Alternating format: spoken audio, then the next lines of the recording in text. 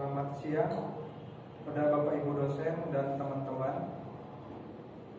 Perkenalkan, nama saya Jaka Yudi Pratama dengan NIM 18.012.5011. Pada kesempatan kali ini saya berterima kasih kepada Tuhan Yang Maha Esa. Terima kasih kepada Bapak Hengki Tomando, Eskom Mkom selaku Ketua STEMIK Blitar Nusantara, kepada Ibu Fresti Eskom Mkom selaku Ketua 1 Bidang Akademik STEMIK Blitar Nusantara. Terima kasih kepada Ibu Agustina Simangun-Sok Mkom selaku Ketua Program Studi Teknik Informatika STEMIK Blitar Nusantara. Terima kasih kepada Bapak Hasanul Fahmi Mkom selaku dosen pembimbing yang telah banyak meluangkan waktu dan pikirannya kepada saya.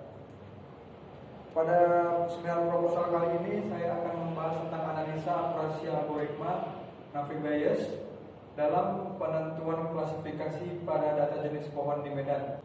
Pada bab 1 saya akan menjelaskan tentang latar belakang. Teknologi informasi sangat berpengaruh dalam setiap manajemen kehidupan, mulai dari penggunaannya di dunia pendidikan hingga industri untuk dilakukan sebuah pengambilan keputusan manajemen.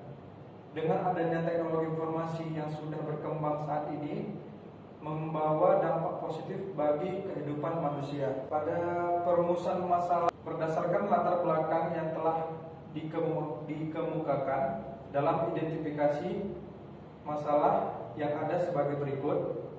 Untuk identifikasi masalahnya, 1. Bagaimana membuat aplikasi untuk penentuan klasifikasi pada data jenis pohon di Medan. 2. Bagaimana menganalisa kinerja algoritma melalui penerapan dari algoritma Navi Bayes kernel. Untuk ruang lingkup masalah, agar pembahasan penelitian ini tidak menyimpang dari masalah yang telah diidentifikasi, maka diperlukan batasan-batasan masalah antara lain. 1. Program ini dibuat dengan menggunakan programan Python. 2. Data berasal dari data jenis pohon yang ada di Medan. 3. Penelitian ini hanya mengklasifikasi data dengan menggunakan data yang telah ditentukan sebelumnya, dengan data yang memiliki atribut-atribut untuk diuji. 4. Penelitian ini hanya mengklasifikasi data dengan menggunakan algoritma Navi Bayes untuk mendapatkan hasil klasifikasi pohon dan akurasinya. Untuk rumusan masalah, dari latar belakang masalah yang telah diuraikan, maka dapat mengambil rumusan masalah. Untuk pemrosesan data dibutuhkan beberapa metode untuk mendapatkan hasil yang lebih baik dan optimal dengan melakukan penerapan dari metode yang digunakan. Sangat dibutuhkan untuk memproses pengolahan data yang baik untuk menganalisa kinerja algoritma melalui penerapan dari algoritma Navi Bayes kernel dalam penentuan klasifikasi pada data jenis pohon di Medan. Tujuan penelitian. Adapun yang menjadi tujuan dari penelitian ini adalah menyelesaikan sebuah cara pengklarifikasi data agar mendapatkan hasil yang diinginkan dengan cepat dan optimal melalui klasifikasi dari data pohon yang ada di Medan. Untuk manfaat penelitiannya, 1. Memberikan sumbangan bagi hasil studi dan penelitian selanjutnya dan mengembangkan penelitian ini lebih lanjut. Tambah pemahaman dan pengetahuan mengenai metode data mining, mengetahui penggunaan algoritma Navi Bayes kernel dapat memberikan hasil yang optimal bagi akurasi data. Pada bab 2, landasan teori, di mana data mining itu adalah melakukan suatu kombinasi metode analisa tradisional dan algoritma yang berkualitas agar proses data besar lebih efektif diproses, merupakan data mining. Biasanya data mining juga disebut sebagai proses pencari pengetahuan yang tersembunyi dalam database. Data mining dapat dicapai dengan teknik sebagai berikut, yaitu association, classification, clustering, estimation, description, dan prediction. Istilah data mining dan knowledge discovery in database seringkali digunakan secara bergantian untuk menjelaskan proses penggalian informasi tersembunyi dalam suatu basis data yang besar. Salah satu untuk tahapan dalam keseluruhan proses KKD adalah data mining. Proses KKD secara garis besar dapat dijelaskan sebagai berikut: data selection, pre-processing, transformation coding, data mining, dan interpretation. Pada bab 3 kita akan membahas tentang metodologi penelitian, kerangka kerja penelitian. Pada pembuatan program analisa akurasi algoritma Nafi Bayes dalam penentuan klasifikasi pada data jenis pohon di Medan, dibutuhkan beberapa tahapan yang harus dilalui untuk menghasilkan program yang berguna bagi penganalisa dalam penentuan klasifikasi pada data jenis pohon di Medan. Beberapa tahap tersebut antara lain seperti awalnya memilih tempat penelitian untuk meneliti proses alur jenis pohon, lalu melakukan pengumpulan data dengan observasi, studi pustaka, dan wawancara, dan paling penting adalah membangun program yang akan digunakan untuk memudahkan penentuan klasifikasi pada data jenis pohon di Medan. Untuk uraian kerangka kerjanya, dalam pelaksanaan penelitian ini diperlukan data dan informasi terkait yang nantinya digunakan sebagai bahan rujukan untuk pengembangan program yang ada, serta mendukung keabsahan pembahasan pada laporan penelitian. Tempat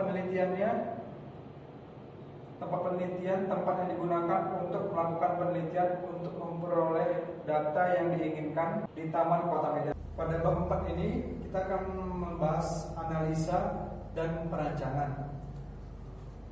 Analisis data merupakan penjelasan tentang penggunaan algoritma Nafi Bayes dengan ditetapkannya atribut masukan serta banyaknya dataset yang bisa mendapatkan hasil dalam penelitian dengan cara memprediksi data yang digunakan dalam melakukan percobaan. Ini adalah data jenis pohon di Medan. Data ini diperoleh dari data Taman Kota Medan serta studi kasus, yaitu dengan mencari dan mempelajari sumber-sumber pustaka yang mendukung penelitian seperti jurnal, artikel, buku-buku, dan karya ilmiah lainnya. Nafi Bayes adalah salah satu mesin learning yang sampai saat ini masih digunakan untuk kasus klasifikasi data. Dan Nafi Bayes sendiri ditemukan oleh seorang ilmuwan Inggris bernama Thomas Bayes. Dan ini adalah contoh data jenis pohon di Kota Medan.